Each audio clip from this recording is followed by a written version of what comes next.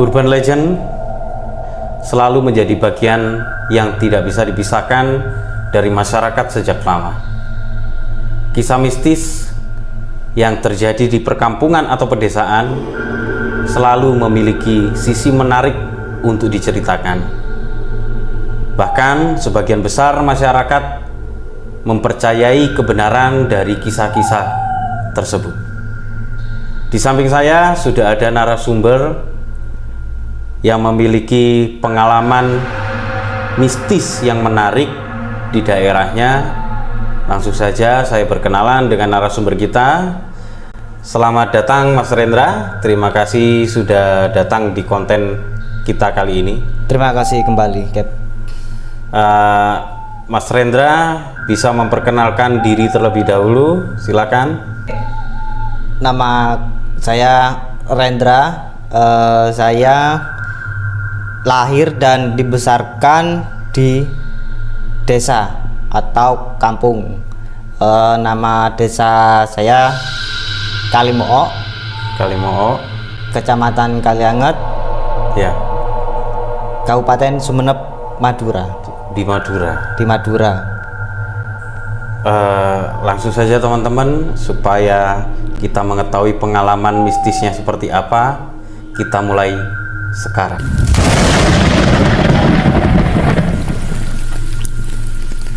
Oke, awal mula itu, Cap, saya masih duduk di kelas 6 SD, sekitar tahun 2003. Di situ umur 12 tahunan. Umur 12 tahun. Waktu itu memang di kampung saya atau di desa saya itu sangat kental sekali dengan budaya mengaji. Mengaji itu di sana diadakan setelah sholat maghrib sampai isya. Sholat maghrib sampai menjelang isya. Nah, di situ perjalanan ke musola saya selalu berangkat bersama dan pulang bersama teman saya. Mesti di situ ada 5 anak termasuk saya. Saya sebutkan namanya. Yang pertama ada Samina, biasanya disebut Caca di sana. Ya. Lalu Jet atau Sri, lalu Hari, dan Zaini.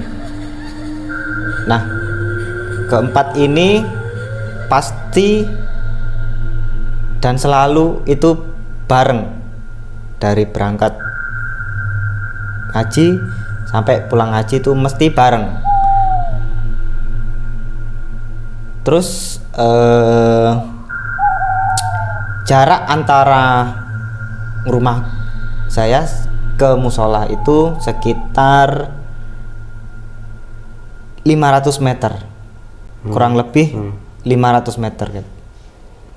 Jadi bisa digambarkan nggak Pak suasana di tahun itu ya, di desa Kalimoo ya, di perkampungannya itu suasananya bagaimana? Pada waktu itu di perkampunganku, karena mungkin kampung ya atau desa ya, minim sekali penerangan karena memang ada di desa. Apalagi penerangan jalan, lampu jalan itu nggak ada sama sekali dulu pada waktu itu. Ketika itu juga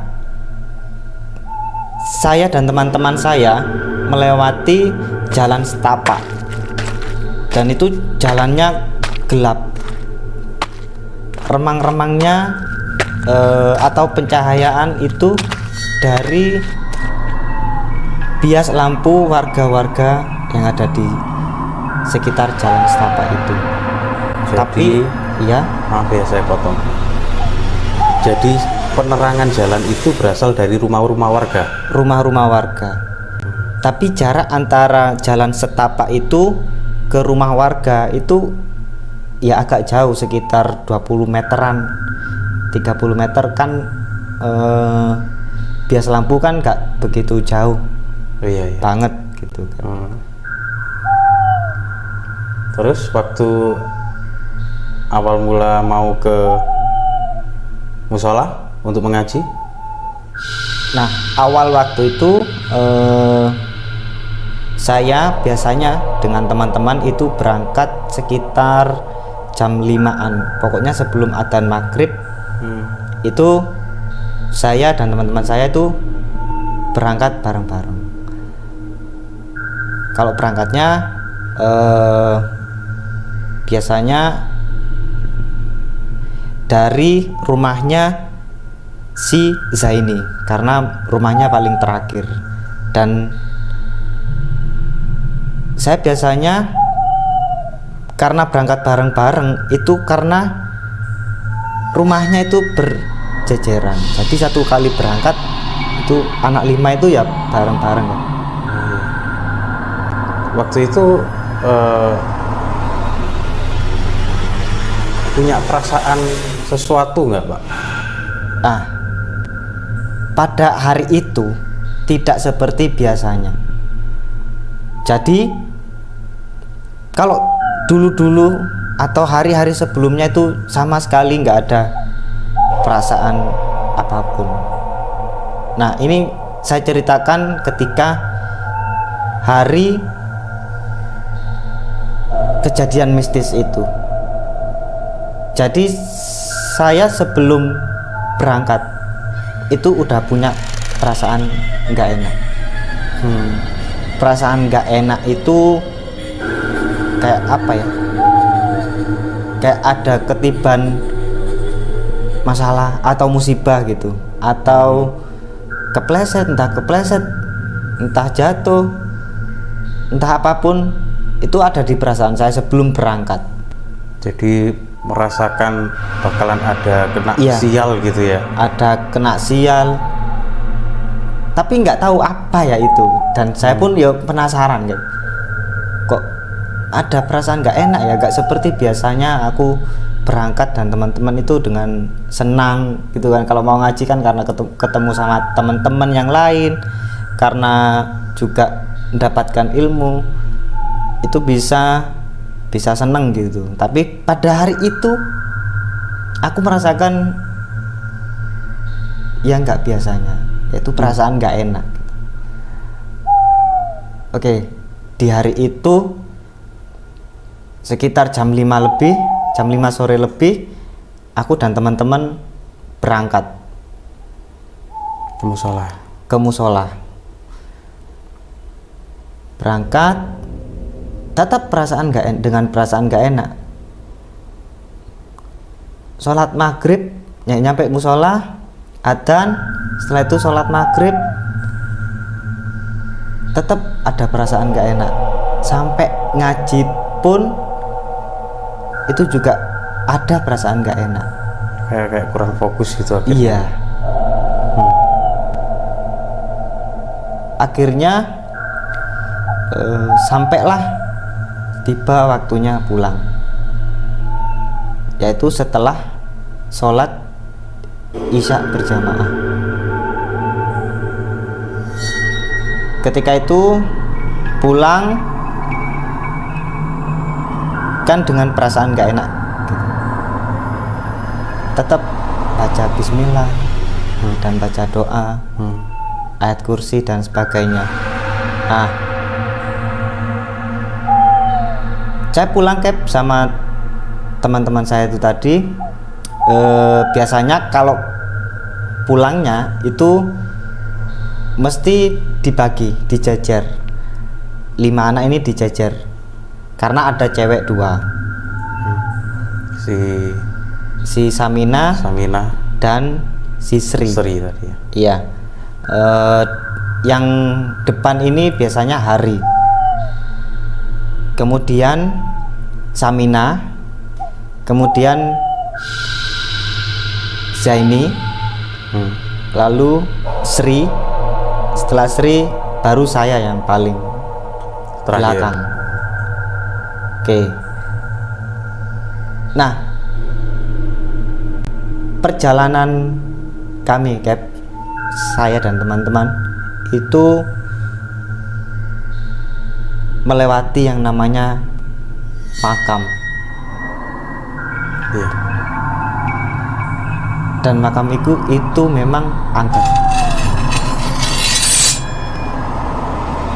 Tetapi sebelumnya memang nggak ada. Nah, ini ceritanya ya. Oke, kita berangkat pulang lah. Tadi berlima udah pulang. Kira-kira tepatnya sekitar 200 meteran dari musola itu. Di titik tertentu aku berinisiatif untuk pindah ke posisi depannya Sri. Untuk apa ini? Guyon. Oh, Guyonannya menghilangkan rasa kekhawatiran yang saya rasakan ketika nggak enak perasaan itu tadi. Oke, pindah depannya Sri dan kemudian aku gendong Zaini. Oke, udah guyon. Gitu. Nah, terus ketika di titik tertentu di makam itu kan ada yang namanya pagar, dan pagar itu terbuat dari pagar tanaman. Ilustrasinya mungkin pagar tanamannya itu daunnya kecil-kecil dan atas sekitar tingginya itu 1 meter lebih, 1,5 meteran. Atasnya ada dedaunan, dan bawahnya cuman ranting-ranting. Oh, jadi kelihatan ada celah-celah gitu ya? Ada celah-celah. Nah, di titik tertentu sekiranya di tengah-tengahnya itu 20 meteran lah di antara makam itu. Awalnya saya melihat sosok. Dan sosok itu tingginya kira-kira 1 meter. Dan itu berupa pocong.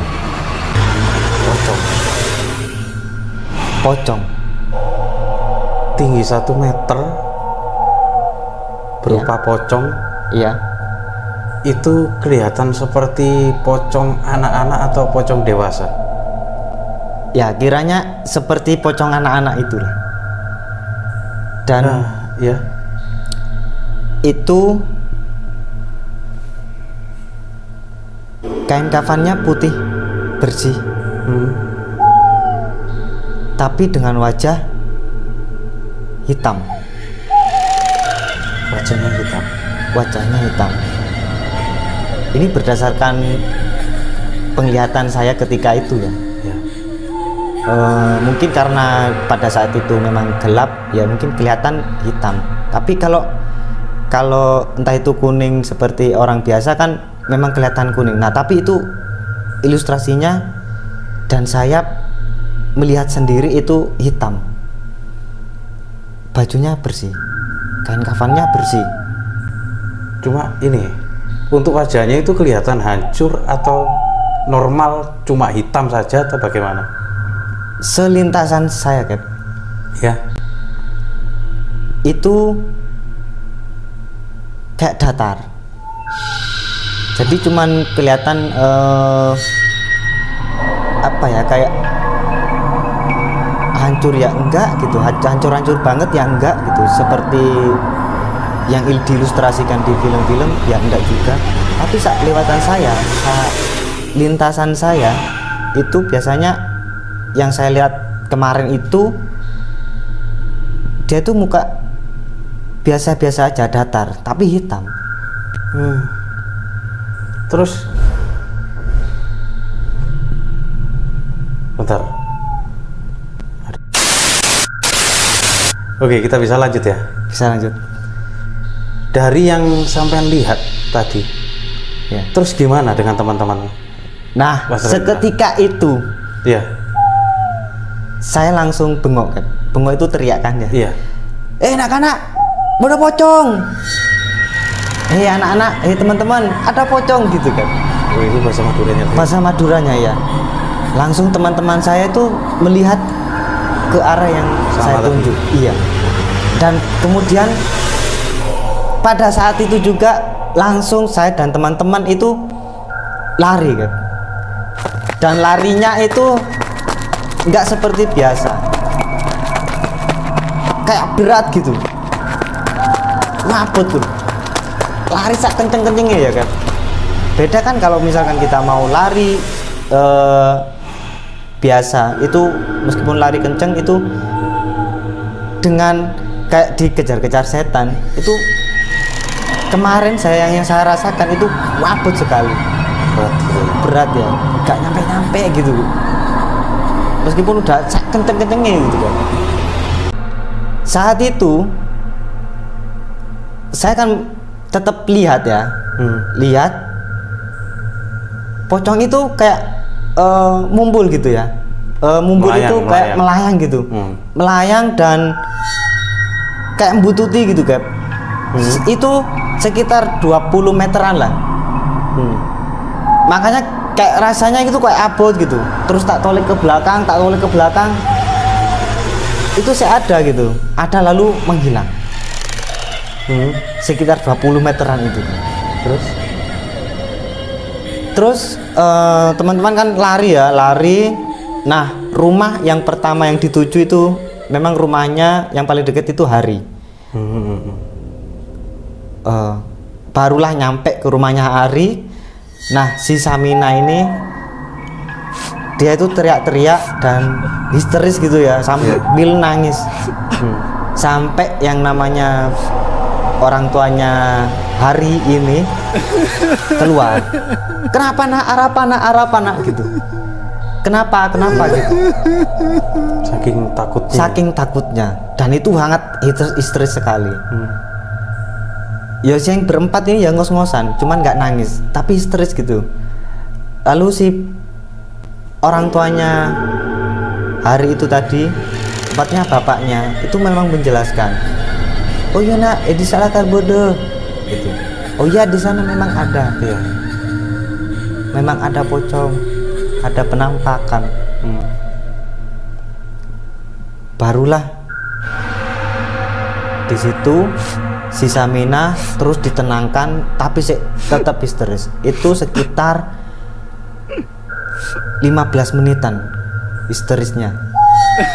Saking begini, saking takutnya gitu ya. Bapaknya Hari tadi cerita kalau di sana ada, itu berarti orang-orang di sana juga sering kelihatan sosok-sosok begitu ya? Memang kononnya atau ceritanya itu di daerah itu memang angker. Makam itu memang angker, dan tidak hanya 1-2 yang cerita bahwa di situ itu ada penampakan. Yang paling sering muncul katanya entah itu pocong, entah itu kuntilanak, dan satu lagi sosok yang rupanya itu dia badannya ada, tidak ada kakinya dan tidak ada kepalanya. Itu biasanya di makam itu. Oke, kembali lagi ke siapa? Sri ya? Siapa tadi? Samina. Histeris. Oh, Samina. Samina ya. Setelah ditenangkan. Ya, setelah orang tuanya ditenangkan, itu kita tenang, kita minum, dikasih minum sama bapak ibunya Hari. Sudah mulai reda, sekitar 15 menitan lagi itu baru diantarkan sama bapaknya Hari itu tadi ke rumahnya masing-masing. Nah, sampai ke rumah itu kami masing-masing itu cerita sama orang tua bahwa tadi itu di makam ketemu penampakan yang namanya pocong itu. Nah, saya sendiri kan, saya masih terngiang-ngiang ketika ada kejadian itu, dan saya langsung cerita, Pak, kok gelak atau mau pocong? Aku tadi ketemu pocong. Kemudian si bapak juga cerita, bapakku sendiri itu cerita, ya memang di situ juga ada. Udah, yang kamu yang tenang aja. Yang penting ketika lewat situ tetap berdoa, baca Al-Fatihah, ayat kursi dan sebagainya. Oke. Kan masih dalam perasaan trauma gitu ya, Kep. Maksudnya ketakutan gitu. Aku sampai minta ditemenin tidur sama bapak sama ibu. Nah, itu dulu sampai lama, Kep. Sekitar aku nggak bisa tidur itu sampai jam 1 malam. Ya tetap apa ya, terngiang-ngiang dengan kejadian tadi itu. Lah, karena aku tidur bertiga ya, bapak di tengah-tengahnya, aku sendiri, terus ibu.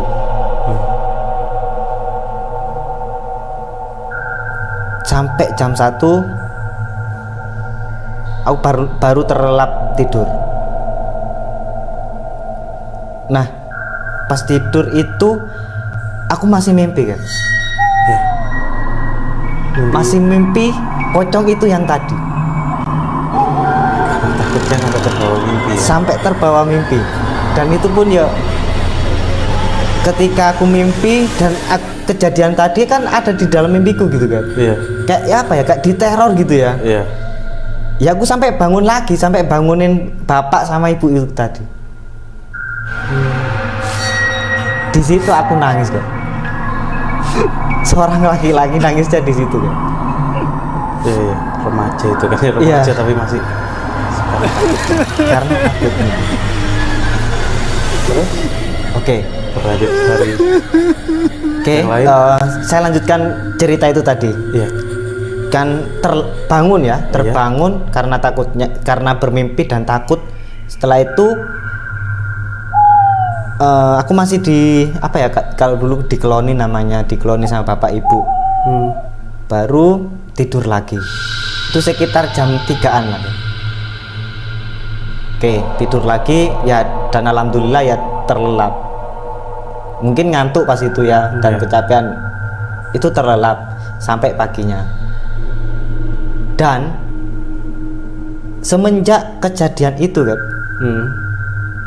kami berlima ini tidak mengaji selama 2 hari. Sepakatan karena trauma. Engkau deki tak masuk aja yo. Apa Gitu. artinya? Yo wes, engkau deki tak masuk engkau itu saya. Iya. Deki nanti tak masuk ndak mau masuk. Maksudnya masuk hadir ke pengajian itu. Iya itu ya gitu. Aku nanti nggak mau hadir ya gitu. Itu artinya. Terus ya konfirmasi ke teman-teman yang 5 itu tadi. Akhirnya selama 2 hari itu ya nggak masuk ke pengajian. Oke. Di hari ketiga, Kep, kita yang berlima ini udah ditenangkan kan ya, wes nanti gak usah takut, udah percaya aja, yang penting bismillah, baca sholawat, baca Al-Fatihah, baca ayat kursi dan segala macamnya, wes tenang. Udah ya, dari situ hari ketiga itu kita berlima tetap berangkat mengaji seperti biasa ya, berangkat jam 5 lebih sebelum maghrib kita udah berangkat. dengan perasaan enak Mas. Dengan perasaan enak. Terus ketika mengaji juga dengan perasaan enak. Setelah itu, setelah mengaji kan sholat berjamaah Isya. Iya. Itu juga masih dengan perasaan enak. Karena di sela-sela itu kalau ada waktu itu ya guyon, ketika di musola itu guyon. Lalu mau beranjak pulang, Iya. si Samina, Iya. karena mungkin trauma ya Kep, Iya. itu bilang bermaya deki ya mun tatu mapole, aduh wes ojo anu, aduh jangan diingetin lagi, wes kita berangkat aja. Tadi aduh berema ya, atau aduh berema itu maksudnya aduh gimana ya kalau kita nanti ketemu lagi gitu. Si Samina itu bilangnya gitu. Akhirnya si berempat ini nenangkan gitu. Iya. Udah nggak usah takut, ayo kita baca sholawat, baca bismillah, baca al-fatihah, baca ayat kursi dan sebagainya gitu. Oke, sama-sama yakin kita pulang bareng-bareng dan seperti formasi yang sama seperti tadi kan. Oke, berangkat pulang. Iya. Itu tepat di makam itu juga kira-kira 20 meter di titik yang aku ketemu pocong kemarin. Iya. Setelahnya Iya. itu aku sendiri yang lihat kan, aku ketemu sama aku melihat pocong yang lebih besar dan itu ukurannya melebihi dari orang dewasa. Diteror lagi kan, Masih dengan sosok pocong. masih dengan sosok pocong itu tadi. Dan ilustrasinya itu dengan baju yang lungset atau kusut, kafannya kusut. Lalu mukanya mungkin kalau bahasa sini ajur atau hancur ya. Dan itu kejadiannya sama kayak yang aku udah setelah melihat dia tuh seketika dia mumbul lalu juga aku noleh ke belakang, dia tetap kayak di atasnya aku gitu loh. Jadi aku langsung berapa pocong gitu. Langsung seketika itu teman-teman nggak lihat, pulang semua, langsung lari semua. Dan itu yang melihat cuman saya, cuman aku. Yang lain mungkin udah diterain seperti itu, udah fokus langsung lari. Iya. Nah, dari kejadian itu aku melihat teman-teman teriak, lalu lari. Pokoknya teriak sekencang-kencangnya, lari sekencang-kencangnya, balik lagi ke rumahnya. Pasti ada trauma lagi ya. Pasti. Dan yang nangis itu bukan cuman Samina yang nangis, mereka berempat itu ya nangis. Termasuk saya kan. Iya. Karena ini kejadian kedua kali. Dan nggak jauh dari kejadian pertama. Dan nggak jauh dari kejadian yang pertama. Nah, dari situ seperti yang kemarin bapaknya hari itu sama ibunya ngasih minum, ditenangkan biar nggak terlalu derdek mungkin ya. Lalu juga cerita lagi, udah di situ pokoknya angker, kalau bisa jangan lewat di situ lagi, besok-besok cari yang rutenya yang beda. Nah, di hari keempat itu kita berinisiatif berlima itu tetap ngaji, tapi melewati rute yang lebih jauh, mungkin 2 kali lipatnya. Kalau tadi itu cuman gini ber-L, Nah sekarang ini masih cari yang gini Kep, agak jauh tapi memang ada rada aman dan agak ada cahayanya gitu. Mungkin hampir 2 kali lipatnya jaraknya. Kisahnya menarik. Ya seperti itu Kep. Mungkin satu saat bisa Kep yang coba di sana. Jalan-jalan ke sana. Iya, jalan-jalan di sana biar apa ya, ada penampakan juga di situ. Merasakan suasananya gitu. Iya. Sudah cukup ini pengalamannya. Ya, kiranya itu kisah yang memang benar-benar saya alami ketika waktu itu. Waduh, terima kasih Mas Rendra untuk ceritanya kali ini. Sama-sama. Benar-benar bikin saya merinding ya. Oke teman-teman, terima kasih sudah menonton video kali ini. Untuk kalian yang punya cerita yang sama tentang pengalaman mistis, kalian bisa letakkan di kolom komentar atau melalui Instagram kita. Mungkin saja kalian bisa menjadi narasumber lainnya. Terima kasih, silakan like, subscribe, dan share video ini supaya kita dapat bersama merinding.